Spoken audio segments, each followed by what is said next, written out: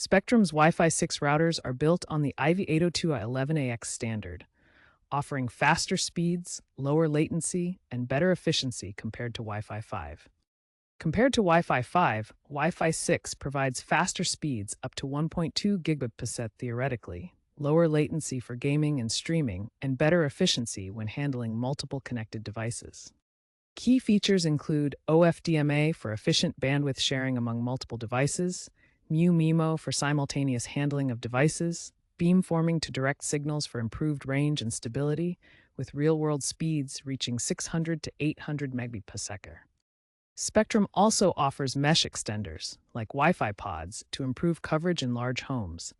They pair easily with the main router for seamless whole-home connectivity. Setting up involves connecting the router to your modem via Ethernet cable, then using the Spectrum app or web portal at my.spectrum.com to configure settings and enable mesh pairing with Wi-Fi pods.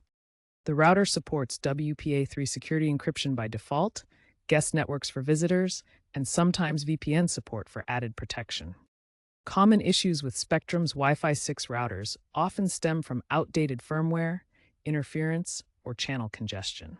A simple restart by unplugging for 30 seconds can resolve many problems. Use the 5 GHz band for high bandwidth activities like gaming and streaming to avoid congestion on the 2.4 GHz band. Enable QoS or quality of service to prioritize specific devices or applications for better performance. Check for firmware updates regularly through the Spectrum app or web portal.